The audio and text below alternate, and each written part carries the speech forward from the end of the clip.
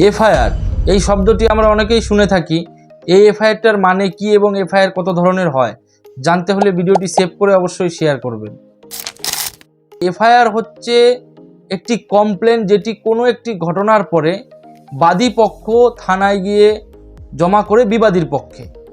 FIR সাধারণত 4 ধরনের, সেটি হচ্ছে রেগুলার এফআইআর, ক্রস এফআইআর এবং জিরো এফআইআর এবং লাস্টলি সেটা হচ্ছে ইএফআইআর।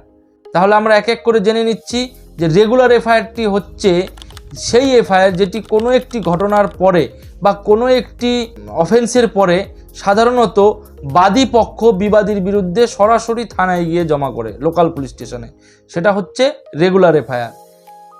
তারপর হচ্ছে আপনার জিরো এফআইআর। জিরো এফআইআর হচ্ছে কোনো একটি ঘটনার বর্ণনা দিয়ে বাদী পক্ষ তার ইজি অ্যাক্সেসেবল কোনো লোকাল পুলিশ স্টেশনে গিয়ে যখন সেই ঘটনাটি অভিযোগ দায়ের করে এবং সেই অভিযোগটি পরবর্তীতে তার যে নির্দিষ্ট থানা সেই থানাতে ট্রান্সফার করা হয় সেটি হচ্ছে জিরো এফআইআর।